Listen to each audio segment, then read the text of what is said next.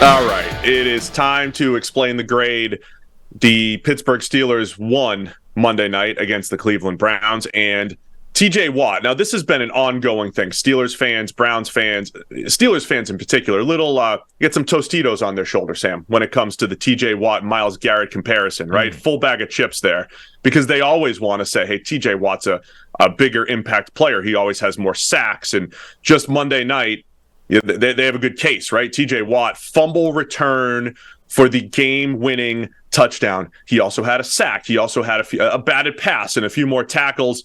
However, Myles Garrett ends up with a higher PFF grade than T.J. Watt. So let's start by this. When we explain this whole thing, I'll let you have your piece, and I've got something to say as well.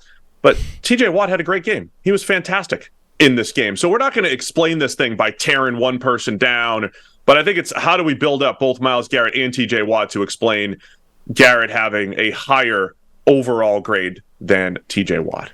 Yeah, and you can throw Alex Highsmith into that as well. All three guys graded well. Highsmith was 91, Myles Garrett was 91, T.J. Watt 82.6. They all graded extremely well. They were all big impact players in the game. Yeah, the Myles Garrett thing is simple. Like, yes, his statistical profile, the end results did not necessarily show up. Like, I saw somebody saying, oh, how do you grade a guy that well who had one tackle? Like, that was his explanation. Like, well, already we're raising a bit of a red flag that said individual does not necessarily know what he's talking about, right? But he had a 40% pass rush win rate in the game. 40% is insane for any period of time. Like, a good pass rush win rate over any extended period is 25%. So 40% is crazy. Myles Garrett had a pressure 40% of the time, or had a win, 40% of the time, and only a limited amount of those had a chance to become pressure. And this is really the crux of the argument, is it's the difference between grading process and what a guy is actually doing on an individual play and the results of those wins or losses, right? And this game is interesting because it's a great case study in how wide that spectrum can be. If you win at the line against your blocker, any one of a number of things can happen. You can get nothing for it, right? The ball's out before you get a chance to make a play. Particularly if you're on the blind side of the play, quarterback might never even know it's happening, right? The offensive tackle can be face first in the dirt, and the defensive end is bearing down on the quarterback. If he's reading the right side of the field, gets the ball out of his hands, he never knows that play exists. But you won. You did a good job from your point of view. And then the flip side of that is, you can not be doing a particularly good job. You can have nothing going in your direction, but the ball bounces in your direction or somebody else flushes the quarterback out, and you end up making a positive play in what was a qualitatively worse pass rush rep from your point of view. So you can get anything in between. And really, Myles Garrett, and this has been a feature of his play for years, but also showed up in this game, had a ton of wins that did not get a chance to become pressure. So we have 7 of those plays for him, in addition to the 3 pressures that he actually had. And those are the plays that simply don't show up in the box score or even in any kind of statistical profile. Myles Garrett is winning his rep against his blocker and not getting rewarded for it. And that's not Myles Garrett can't finish the play thing. There are other factors at play here that the edge rusher, the pass rusher, simply does not control.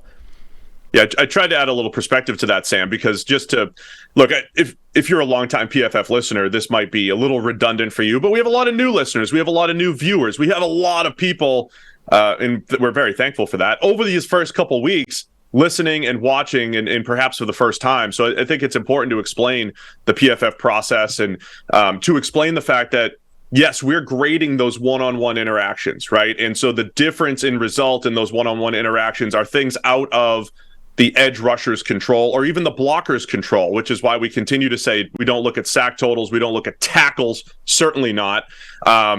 So one example here is when Myles Garrett won, the average time to throw on those plays was 2.4. So on the plays in which he won his block, the ball was out in 2.4 seconds. On the plays where T.J. Watt won, the ball was out in 2.7.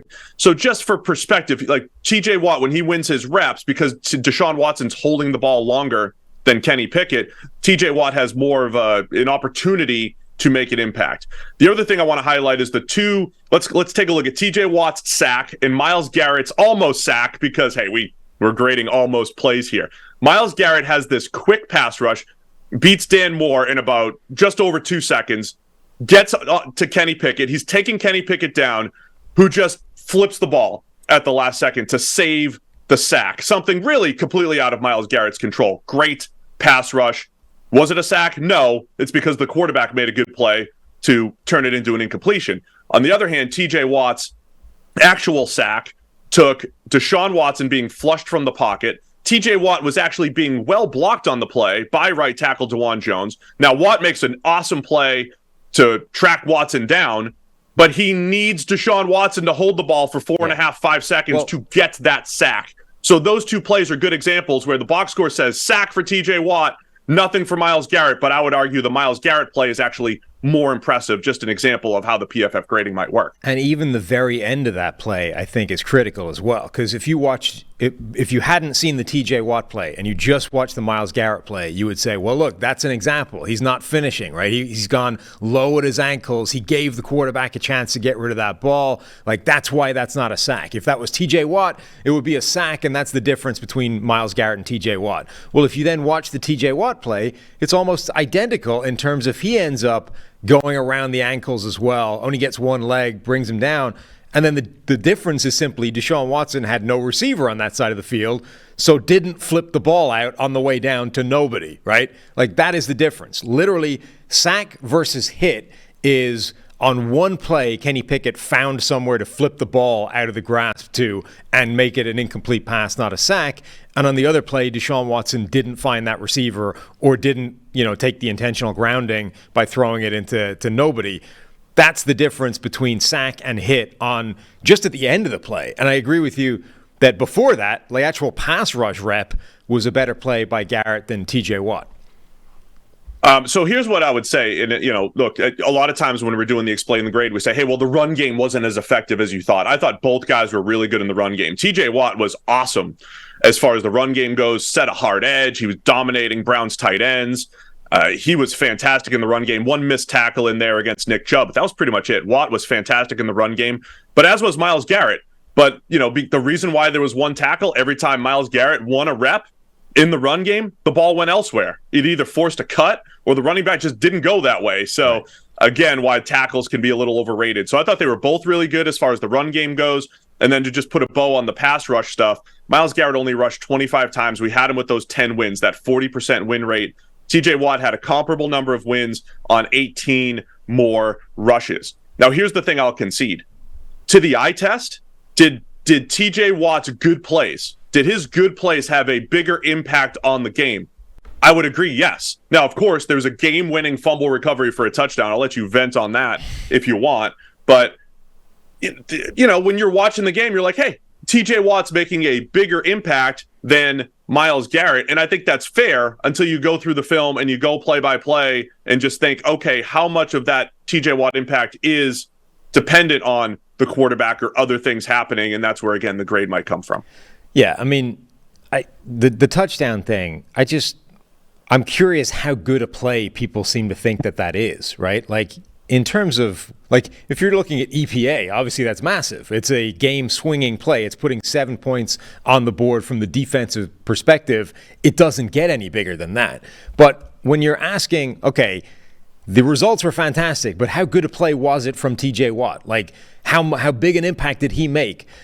I mean, the ball gets squirted out because the other side won. Like, it was a strip sack from the other side of the line. TJ Watt actually is going nowhere. He got chipped on the play. He's looking to come back inside DeJuan Jones and maybe clean up, with Watson stepping up in the pocket. And the ball basically bounces to him, and he picks it up and jogs 15 yards into the end zone. Like, again, results, it's fantastic, but it's borderline expected from an edge rusher that can you pick up a ball and run it 10 yards? If you can't, what are you doing on the field? Because that doesn't feel that difficult a role for TJ Watt. So I'm kind of confused that, I understand saying, look, he did a lot of good things. He graded, which is why he graded well. And why was his grade not higher? I don't really understand if your argument is, well, he scored a touchdown, therefore his grade should be 98. You're like, yeah, but did you see the touchdown? Yeah, I mean, we're still fighting against the things we were fighting against 10 to 15 years ago, where at the end of the day, somebody's going to list tackles and sacks and forced fumbles and fumble recovery. Now, forced fumbles are good, but fumble recoveries, defensive touchdowns as things that are, completely on the player when there's a lot of other things going on. I think to sum it up for us, it's like we're giving credit for the guy that lines out 4 times as a hitter, hits the ball hard 4 times and makes outs, versus the guy who hits 4 bloop singles.